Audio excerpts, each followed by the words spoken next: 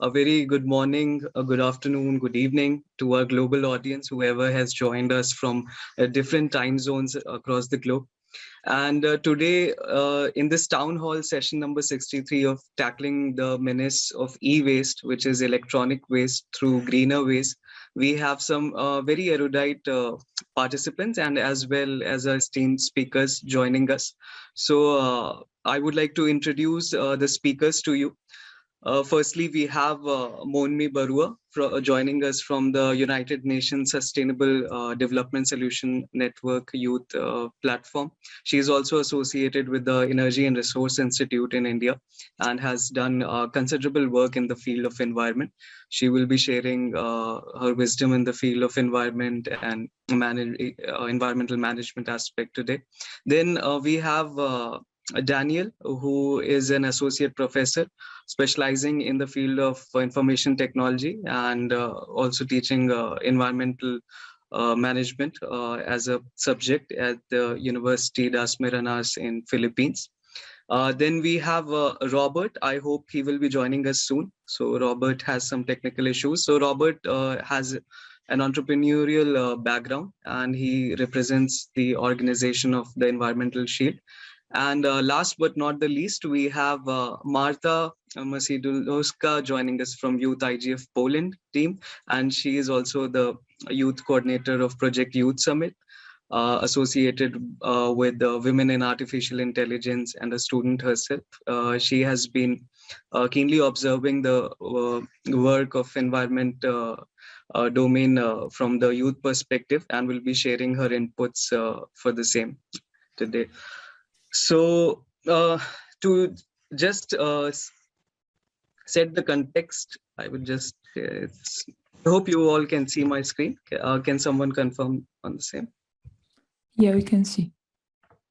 So I hope my screen is visible to all. So here is the agenda for the session. So to give a brief of the session, this electronic e-waste has become a global problem. And with the current pandemic scenario, the revenue of electronics markets has like shooted up like anything. And it has still expected to grow with a annual growth rate of over 4.5%, resulting in a projected volume of more than 500 million US dollars in the till 2025.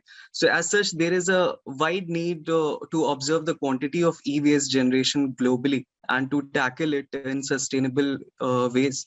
We have to come up with innovative circular models. Now, to discuss about these circular models, we have our panelists who will cite examples or case study from their regional perspective, who will also brief us about their associations. I hope everyone is able to hear me. Yes, we are. Okay.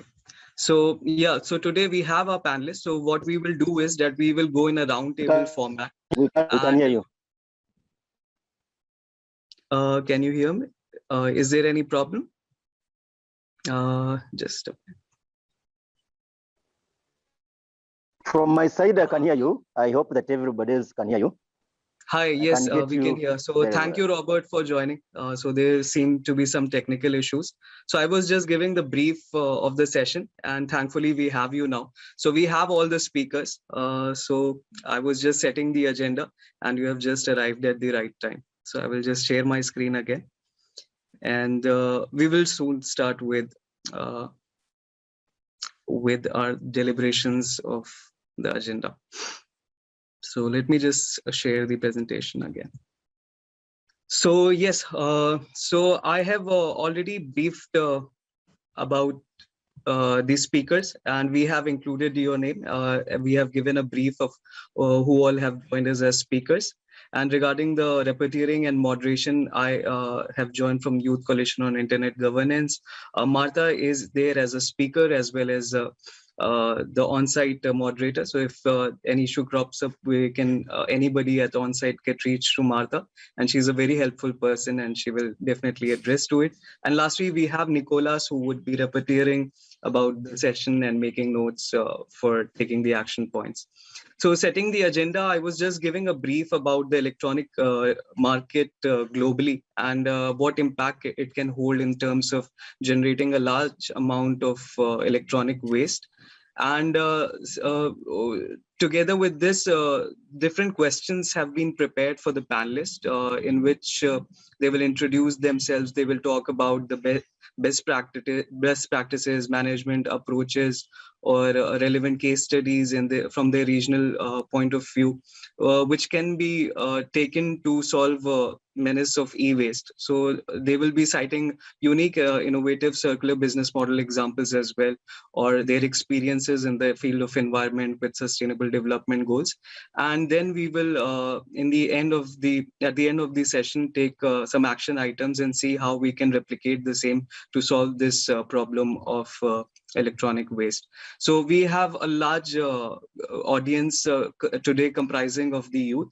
And that is why our agenda is, one of the agenda is how youth can be an enabler to tackle this menace of e-waste. And thankfully, all these speakers have been associated in advocating for the youth or amplifying the voices of youth at different forums in their different capacities. And that is why I'm very hopeful that we will have some good inputs from the team.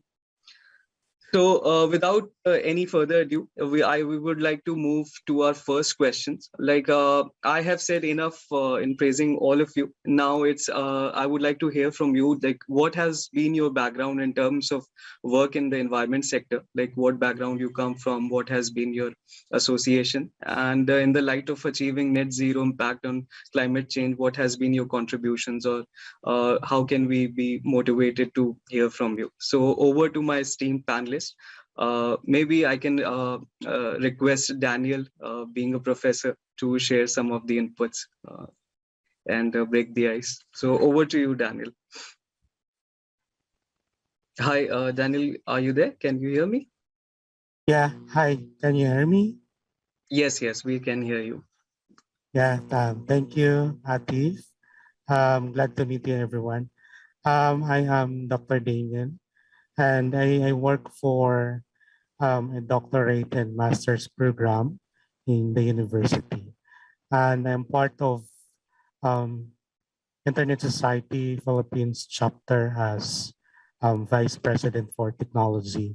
So this topic is one of the many facets that we have been involved with in the policy and, of course, in internet governance.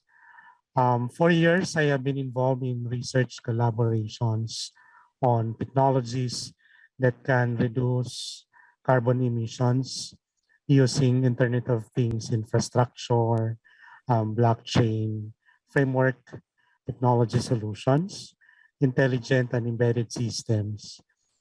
Usually deployment utilizes solar-powered technology and utilizing renewable energy domain, such that I have been doing consultancy works with some organizations to improve their business processes and transition their manufacturing and industrial processes towards minimal use of gas and to help the service sector reduce its sectoral emission.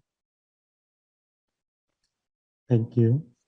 Okay, nice to hear from you, Daniel, since you covered different themes that you have been associated with.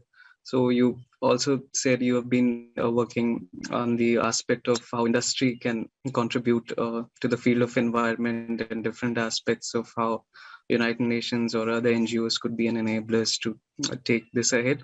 So on this note, maybe I would like to call upon Robert, who comes from an entrepreneurial background. So Robert, I would give the floor to you to enlighten us on what kind of work you have been associated with for the environment sector and how your vision is for achieving a net zero impact on climate change.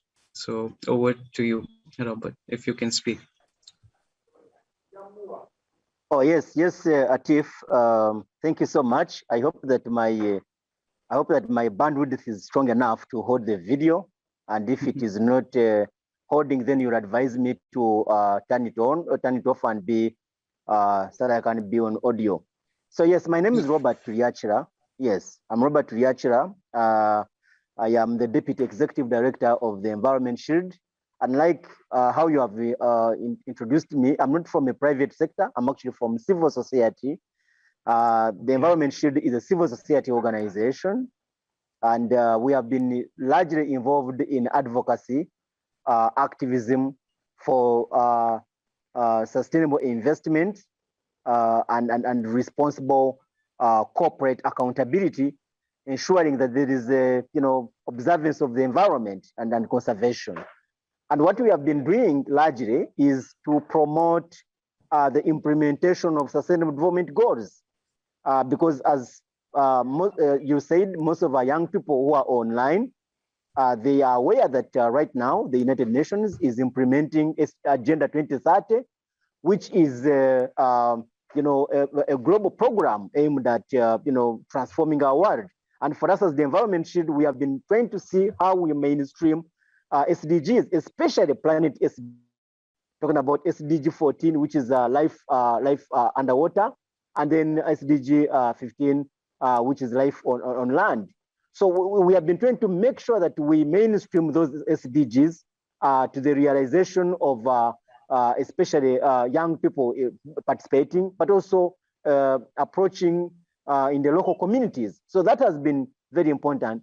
But also very importantly, Atif, is the issue of that we've been looking at is championing the issue of climate change. First of all, creating awareness, but also making sure that our people understand the legal framework, which is aimed at championing environmental sustainability, conservation, issues of climate mitigation and adaptation, but also looking at how do we use nature-based solution to push for climate justice and promoting resilience, especially at the grassroots level, where local communities can get involved in championing for climate sustainability.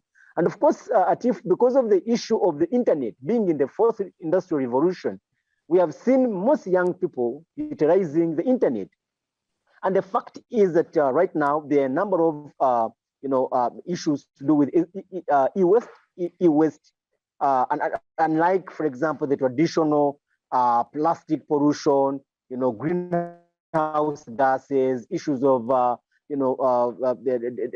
deforestation, which are so much in the traditional environmental degradation. But also we see increase in issues of e-waste and which needs to be managed, especially the fact that here in Africa, Atif, I wanted to know that Africa contributes just about 3 to 4% of the global emissions, and largely why, for example, there's importation of, for example, refrigerators, old cars, which so much do a lot of radioactive emissions. And I think that as you have brought the topic, this discussion is timely, that we are going to involve young people to participate meaningfully in how they can look at e-waste management. Because the truth is that in the fourth industrial revolution, which is a digital revolution, where most of us are involved, it is not going to stop, it's going to continue. And therefore, I think that out of this discussion, as you said, we shall be able to come up with call to actions, resolutions that are aimed at e-waste management, which is already a menace, as you have put it. As we are grappling with the traditional environmental degradation, we also have a big challenge where we have a lot of emissions, radioactive activities. And I think this discussion is going to help us to forge a direction together. Thank you very much, Atif. Okay, thanks a lot, Robert, on enlightening us and also clarifying that you come from a civil society organization. So it's very motivating to learn about how your organization is involved in the different themes of work covering different sustainable development goals, like you mentioned, like SDG 14 or be it covering SDG 12. So on the note of these sustainable development goals, a lot of work has been done in India or Asia Pacific region as well. So this is, I believe, the right time to call upon our esteemed panelists we have with us. So Monmi, I would like to now invite you to share some light on how you have been associated with the environment sector, especially with the Energy and Resource Institute and now with the SDSN Youth Network also. And since we have a lot of youth among us, so it would be, we look forward to your inputs on the same. So over to you, Monmi. Yeah. Thank you. Thank you so much, Mr. Atif. It's an honor to be here. I'm very excited to, be a part of this platform. And, like you mentioned, youth sector is very important as, we believe and we know, we have experienced as well, they see things from a very different perspective and, think out of the box in order to find solutions. As given my background, as Mr. Atif has mentioned, that I work with TERI, that is called the Energy and Resources Institute, and it's an independent and multidimensional organization with capabilities right from, say, research, policy, consultancy, and implementation. It has, in fact, pioneered conservations and action in the energy, environment, and climate change and sustainability space for over 4 decades now. And out of many environment issues, our focus is also on waste, and e-waste, which is the topic for today. And the focus is we do it through creating technologies and solutions that minimizes waste generation and convert all waste into useful products.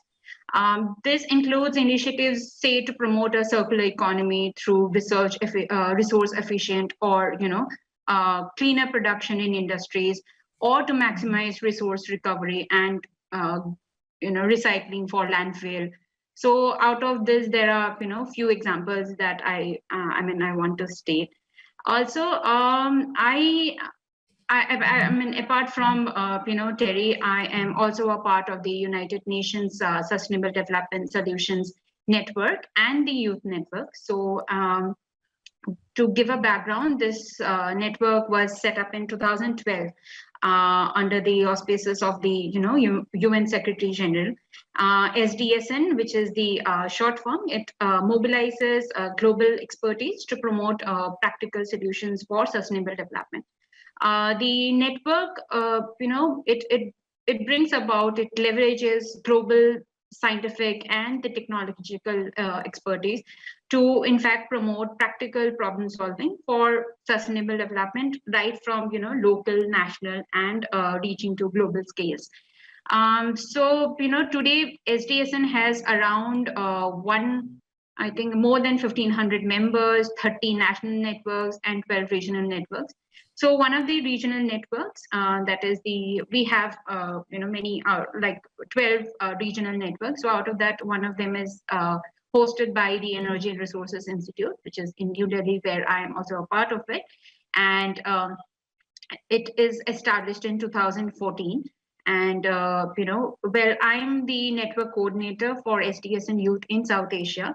And this is a program under UNSDSN, which is established in 2015, basically to train and equip young leaders with the knowledge and resources to build a more sustainable future.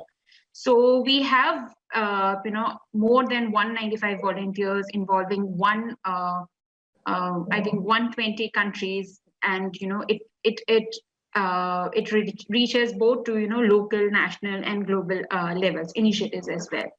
So SDSN has many flagship initiatives also, which works for sustainable development goals and tries to bring about a change. And we do this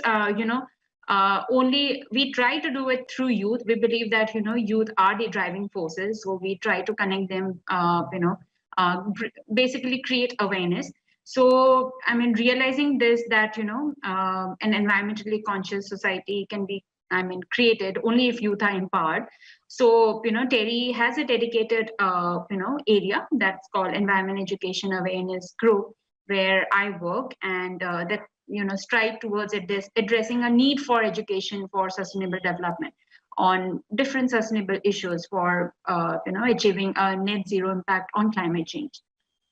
So one such initiative I would want to state here is the Youth Climate Conclave. I mean, in terms of awareness, and where we have been. That's an annual program basically, and it is it's a competitive and an educative mode of action wherein youth from across the country are invited to participate in awareness building in sessions and in deliberations to present their views about related to climate change. They also get an opportunity to, we try to create youth pledge or youth declaration where youth themselves, play a very important role, and they try to build the declaration, and they, that comes out right from the, raw data or raw, resources of youth. So yeah, with this, I would like to mention that yes, youth does play a very important role, and right from start, if we believe that we youth as a youth, we all have participants, as Atif has also mentioned that we have a group of youth attending today and are also present here. So, we are the ones who will be, who are the driving forces and who can bring about a change. So thank you so much, Atif. Okay, thank you so much, Monmi. So with this, I would lastly like to move to Marta, who is the youngest panelist and rightly fits the youth bracket. So Marta, over to you. You can share your experience about the background of work you have been witnessing in the field of environment sustainability and climate change, or how has your experience been, or what your inputs are, considering you are also a technologist being associated with women in artificial intelligence network. So we would love to hear from you. And I also request the participants to respect the timeline of 2 minutes. We are already late on the agenda, so we could quickly like to move to 3 other questions as well. So over to you, Marta. Thank you. Thank you so much, Atif. So I will be as quick as I can, and I'm super happy to be here with you guys and to be among such experienced already participants. Well, my experience started actually just before pandemic when I participated in Digital Economy Youth Summit in Cambridge, where with other participants, we actually were focused not maybe on ICT problems, but fast fashion and how to tackle the problem with fast fashion with technology, with blockchain and AI. And shortly after that, we established the Polish chapter of Youth IGF, and seeing last year's edition of IGF, we decided that probably the problem that needs to be resolved is the problem of the impact of internet and ICT on environment, or how internet can actually help so hold the digital sustainability movement, let's say. And also because I started to be interested in that, I participated in ITU project where where I was in ICT problem, let's say, group, and we were trying to discuss e-waste. So as you mentioned, I'm also a member of Women in AI, but I'm definitely not a technologist. I would consider myself more a person from civil society, as I am, as I have a legal background more. But being a member of Women in AI made me think that actually with all this ICT, with all this internet-related sectors, we can combine them. We can see two problems.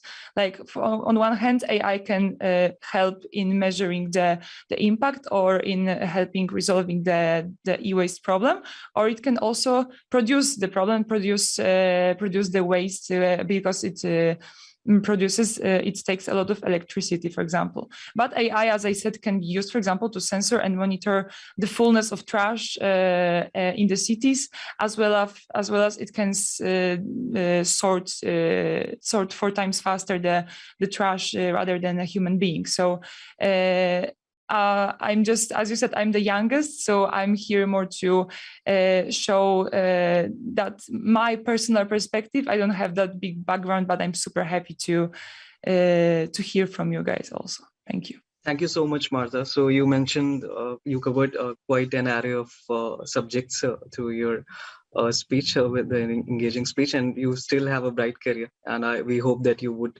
contribute for the cause of environment as well. So as you mentioned, your association with the International Telecommunication Union, which is the ITU.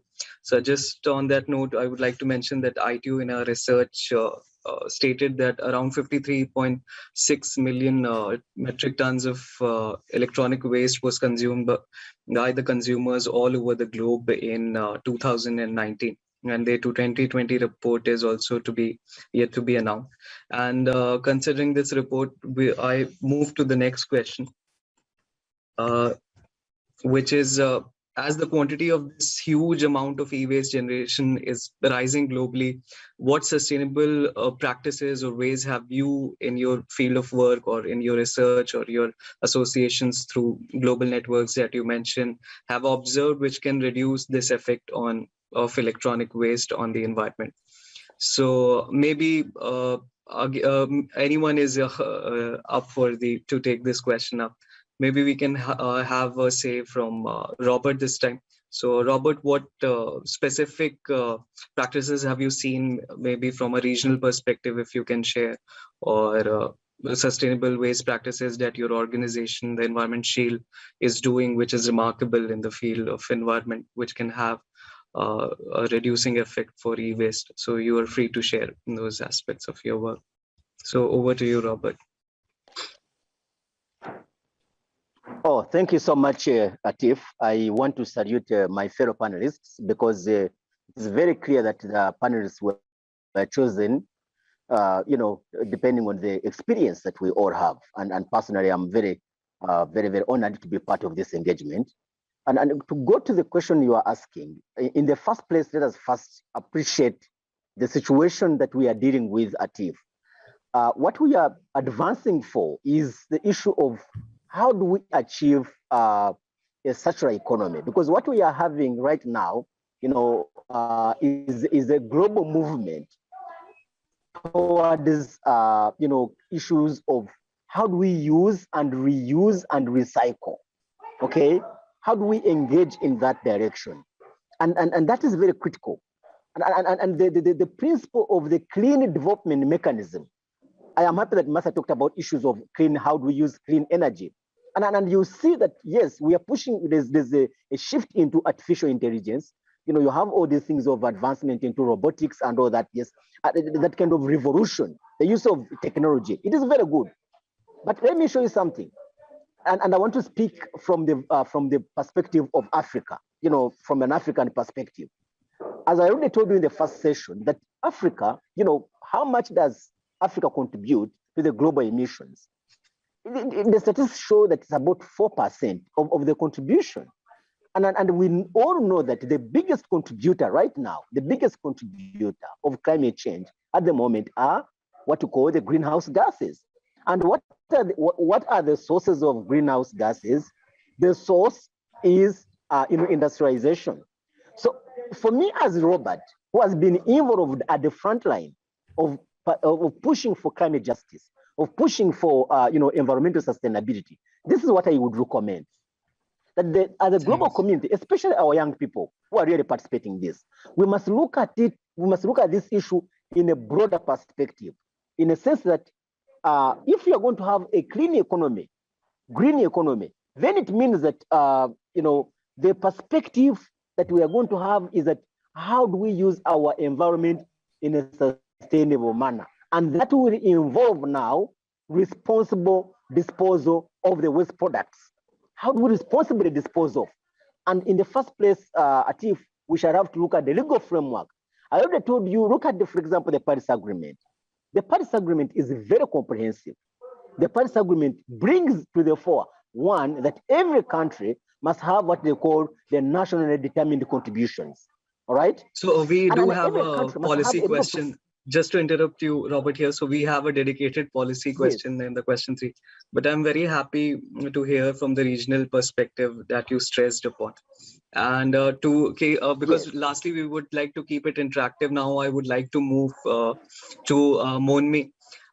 If Monmi, you can highlight any flagship program of the UNSDSN network or the Energy and Resource Institute, or what impact it had, or what kind of numbers it achieved. It can be of e-waste generation, but it can be related to other mobility programs related to environment from which inspiration can be taken, and similar e-waste control programs, management programs can be rolled out. So look forward to hear on those lines from you. Thank you, Atif. I will make it short right now. I think India is the country in South Asia to have a specific legal framework, for handling e-waste since 2011. However, like you also have mentioned, that the e-waste production has risen almost 2.5 times, I think, in 6 years to 2019. And also, all thanks to the pandemic, that the tools have transformed into learning spaces, into digitized mediums to reach out to a larger sections of its target group. And also that, e-waste generation has become more, has been increasing. So, there is definitely an urgency to increase the efforts on, improvement of the current practices, be it in the, collection schemes or the management practices. To reduce the trade of, generation of e-waste, I would say. So one, I believe that, or we have been doing, that increasing, say, informative campaigns or capacity building or awareness is very critical to promote environment-friendly e-waste management programs. So one such, example I would give specifically in terms of waste generation is this project that we do, that is for, schools and college, schools specifically. It's called Project Surge. That's the sensitization. It stands for sensitization and education and awareness on recycling for a cleaner habitat. And the project was implemented in 2019 to 16. And, apart from workshops and capacity buildings and competitions, the project was focused on waste and, specifically on SDG 12. However, the schools actually, they were designated as the waste collection points. So where, in a way, we were able to actually, collect a waste of around 25 tons. And this waste was actually sent to the recycling, mills, and were converted into notebooks, CD covers, bookmarks, and, roofing sheets. So, this is what we feel as an achievement. And apart from that, the project also, because it was in various locations in India, in right from north, south, east, west, we covered almost all the, regions in India, and it reached out to many number of, students and teachers, and also the community members. So we tried to, bring about a change. And of course, it cannot happen, overnight. It will take time, but definitely we feel that, this was, I would feel, one of the achievement, and this actually helped, for me, that capacity building or awareness is actually, it does bring about a behavioral change in the youth, and this is how we can take it forward. Thank you so much, Monmi. So that was a very good remark on how your Project Surge, the flagship program of youth SDSN, made a change. And on those lines, I believe there is an urgent need for quality education in terms of what can be done for the cause of environment. And a lot of NGOs have been coming up with innovative models of gamification, introducing new circular models where they have started campaigns. But also a lot of need is there to bring about changes in education, quality education, which itself is a separate sustainable development goal. So with this, I would quickly like to move to Daniel, because he comes from an academic background. And Daniel, you could let us know what kind of quality education frameworks the academia institutions have come up with in order to, tackle problems like this of e-waste, or have you seen any changes in curriculum over the last few years, where this subject has been stressed upon, or what kind of behavioral changes, as Monmi also mentioned, being witnessed among students? So if you can shed some light from the academia point of view, we would be very happy to take that as a point of action. Over to you, Daniel. Thank you, Atif and Monmi. Based on the theoretical and conceptual underpinnings of green computing principles as part of the curriculum that are being taught right now in some of the academic institutions, and looking at how our graduates learn from the curriculum and translate their learnings in industries. We've learned that we don't need to revolutionize the organization, the company. Instead, you can adopt the green computing principles or the philosophy of green use, disposal, design, and manufacturing. Green use involves actually optimizing the tools and products that you use to minimize energy consumption.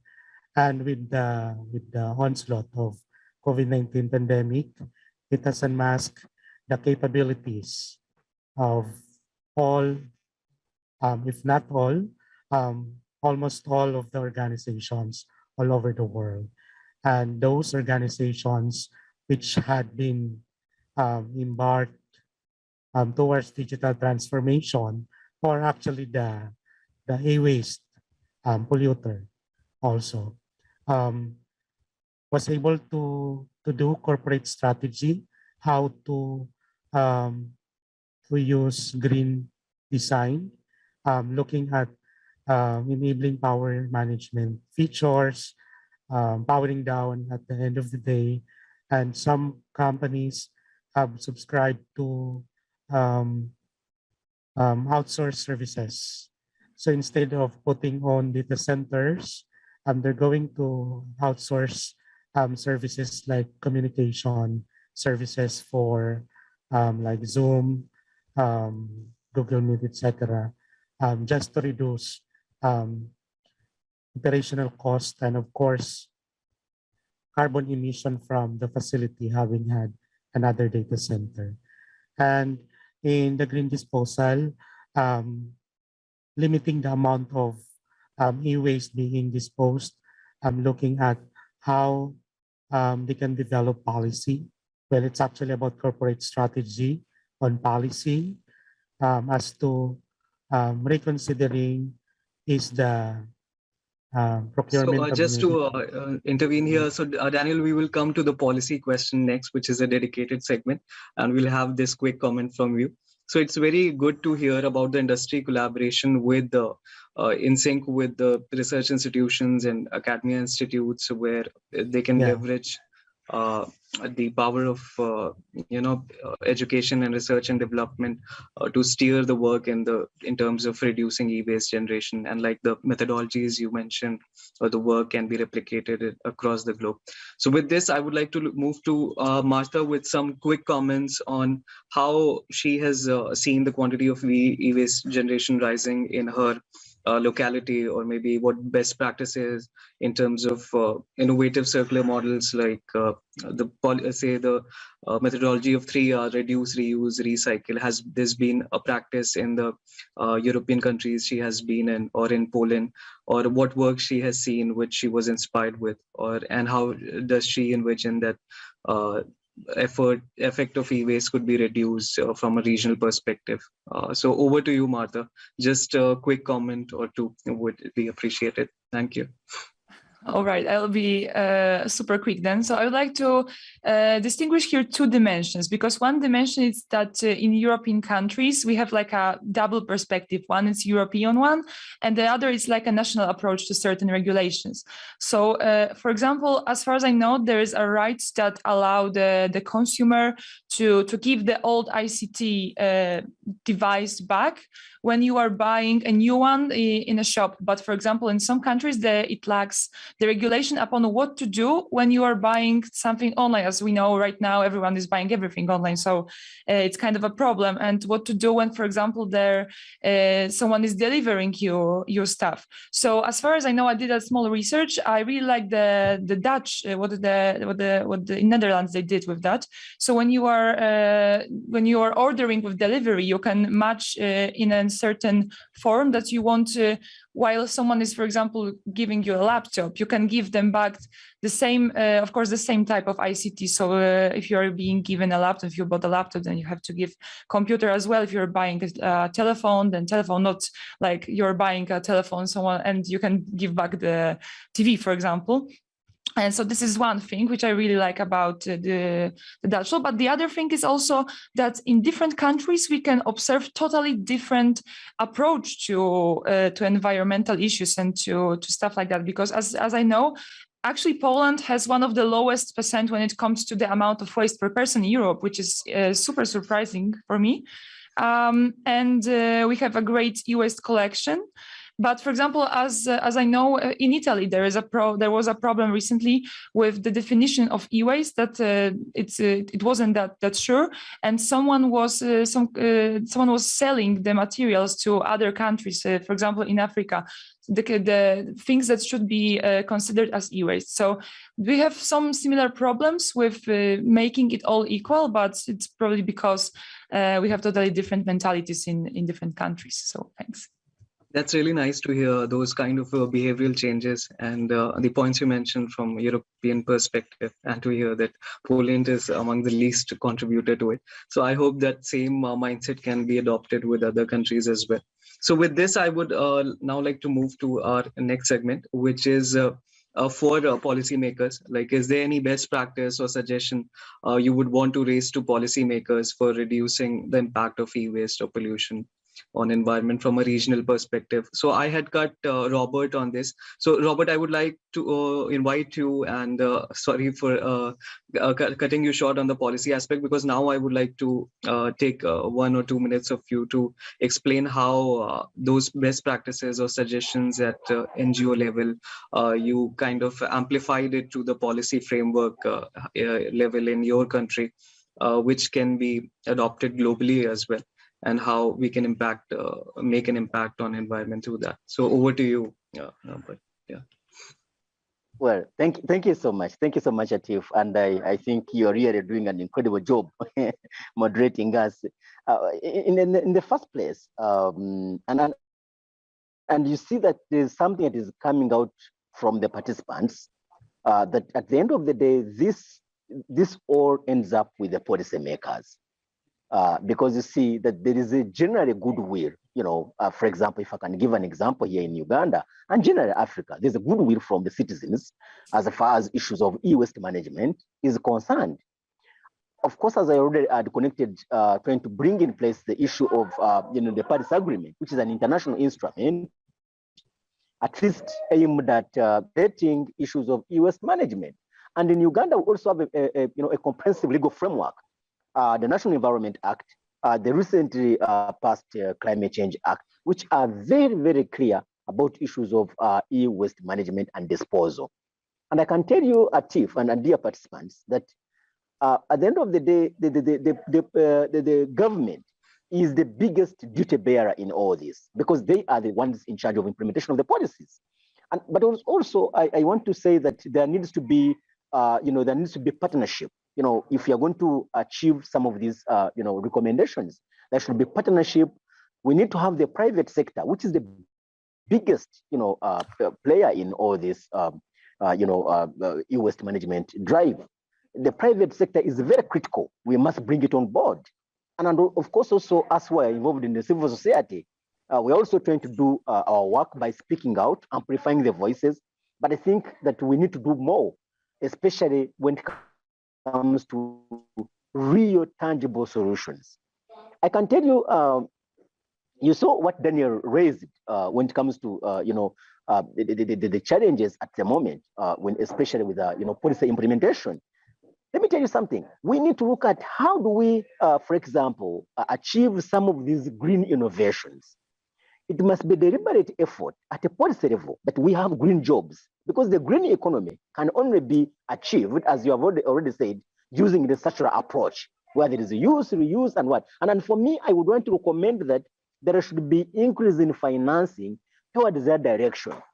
There must be deliberate financing towards e-waste management. And I can tell you, Atif, that the whole discussion must be centered, and that's what we've been involved in as the Environment Shield, championing policies, e-waste management policies that are human rights based, that have a human face, looking at the situation that at the end of the day, these environmental issues are human rights issues. And they must be aimed at how do we have a sustainable planet?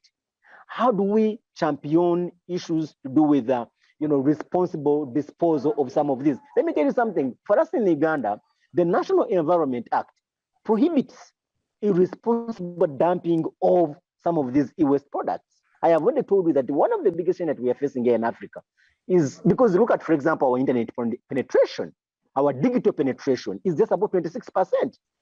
So the people, Africans, have not yet reached a level of being big internet consumers. But the biggest challenge we are having are, where Africa is a dumping site, where you find that there are all these old cars, old refrigerators, old laptops, used products. They are just dumped here in Africa.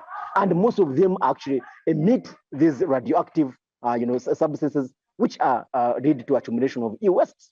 So for me, I think going forward, we need to look at a broader perspective. How do we achieve, for example, issues to do with smart homes, smart houses, digitizing? How do we push a responsible and sustainable digital vision? Because you see, there has been an embracing of the digital revolution, which is very good. Of course, as Marta said, look at issues to do with Zoom. I think we are just to cut you short here.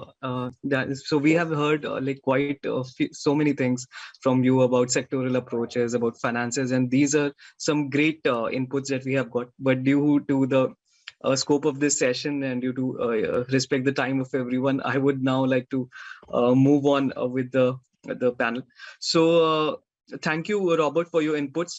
So this puts me in a position to wrap it up with the merging of two questions. So Marta, I would like to move to you, since you come from a legal background and you have already shared one best practice about the replacement strategy of electronic consumable goods that you mentioned about is being practiced in Poland, and you would like people to adopt. So which is a very good methodology and can be kept under the umbrella of 3R policy, or the reduce, reuse, and recycle. Now, my question to you is what one suggestion you would have for policymakers in terms of advocating for the field of environment, how pollution can be reduced from a legal aspect, and how do you envision youth can be a focal point in this activity? How can the youth, I am just merging the last question with you due to the time. So what best policy can be recommended, and how youth can be an enabler to achieve that policy for tackling the challenges like e-waste? So quickly to you, Marta. Okay, I'll try to be as quick as I can. So as I said at the beginning, I really believe that technology should be a tool to solve problems caused by another technology. So, for example, from my perspective and from my little but still some experience, I really believe that blockchain, for example, allows to have a look into whole ICT cycle and whole process of both producing and what's going on with certain product. So it also, as it gives you the whole perspective, so you can see how it was produced and stuff, it also gives you a power to control it. And that's what we actually need. So I really believe that all processes should be available through blockchain technology, and therefore also to be as understandable for producers, users, and recyclers, so for everyone. But when it comes to the youth, for your fourth question, it's super not related with what I said just now, because I really believe, and I also relating to what I said in the beginning about fashion. It might sound a little bit odd that I'm saying that, but right now we have a big second-hand movement. So everyone believes that what was before and what is vintage is fashionable and trendy. And starting from that, starting from mind of one person, we can really make an impact. So what I'm trying to address here is that let's make old ICT trendy. I don't know if it's if you understand what I'm talking about, but to really make an impact, we have to tell the others that actually you don't need new telephone, you don't need a new laptop. You can just repair the old stuff and still use it. Because why? Because everyone is doing that. Why is everyone doing that? Because it's a trend. I know it's maybe simple, but I really believe that something like that can make a change. I think that is a great input to bring about a behavioral change and making things trendy or fashionable for that green mindset. I think that can be a good action point. So thank you, Marta. So over to you, Monmi, and the same question to you as well. What the different kind of projects you have been involved with for reducing pollution or advocating changes through the youth? What one policy level change you would like to recommend, and how do you think youth can be an enabler or contribute to that change or raise its voice to the policy level? So Okay, it would be thank great you. if we can. Yes, Yeah. thank you, Atif. And I'll also, I know time is very short right now. We are running out of time. And adding to Marta, first of all, I mean, yes, I think the difference between need and want is what we need. I mean, what is the, need of the hour, I would say. That, this particular, basically, consumer awareness, that we know that, okay, we do not want a particular thing, and we know the specific difference between the terms need and want, where want is basically wanting something which might not be needed, but need is definitely something which is you can't live without. So that difference is very important. And yeah, I mean, India, for policymakers, I would say India generated the third highest volume of e-waste. So definitely, the government have to, work on some, incentive mechanism. And from each individual, I would say it's the consumer awareness that, they can work upon. And each individual does bring a lot of, change. And regarding a fourth question, that is on youth, how youth plays a bigger role or a wider role. So yeah, as I mentioned earlier, youth, I mean, we realize that our stakes are high. So it is, only through action, however little or big, we can, make this change. And in fact, youth has the, utmost ability and the potential to compete with any individual of any group. So, and therefore, going with everything going digital right now, going through the challenges of e-waste, this has been, one of the main influencers. So youth actually, they do play a significant role as the, building blocks of the society, and have the, potential and the charisma to effect a change in the, status quo of the society. And, lastly, I would say education, yes, of course, or, say creating awareness or capacity building can bring about a, fundamental shift in, how we think, we act, and, how we discharge our basic, responsibilities towards one another and the planet. So okay, yeah. thanks. Monmi. So that was a very good input of quality education again. And lingering back to lastly, my erudite academician, Mr. Daniel. So Daniel, over to you. I interrupted you on the point of policy level changes. So you can just cite out one policy level change, and how can youth, since you have been interacting with a lot of young minds at university level, how can they be motivated to work in the field of environment to tackle menace like e-waste? So one quick input from you, and then we'll open the floor for questions, and we'll take some of the questions if we have. Atif, I'm afraid that we will not have time for questions, because I received from many sources that we are very we are really lacking time. So please just one sentences, everyone, Okay. and we have to finish. I'm sorry.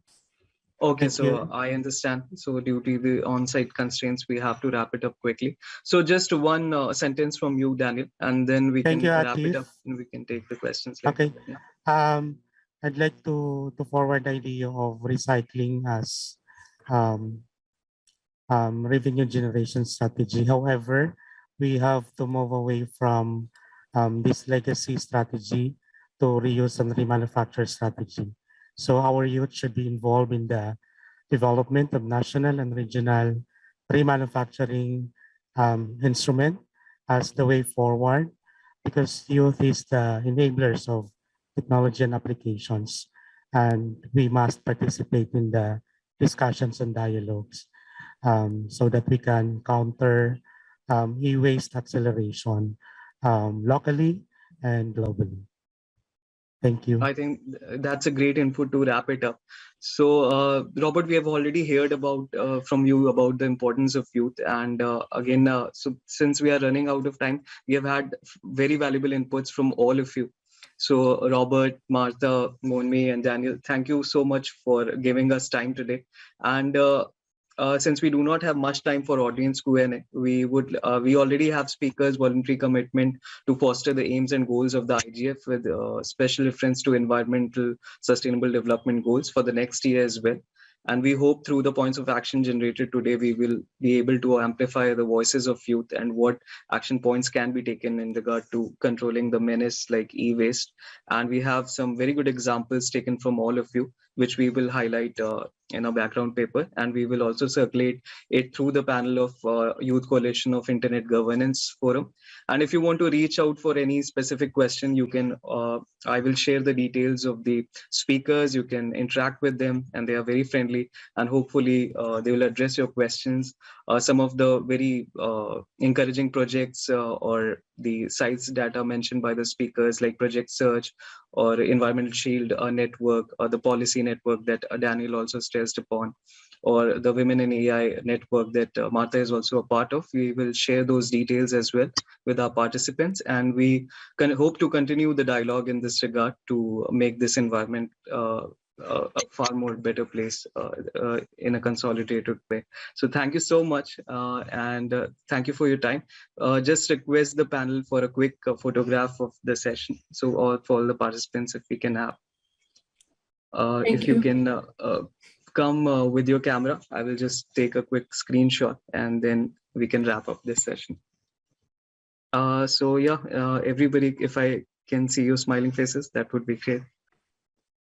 So yeah, I have captured the beautiful picture, and hopefully it will come up with a better environment with less e-waste, and though it will be transferred digitally to you, but because we hope to make less burden on environment through a green mindset.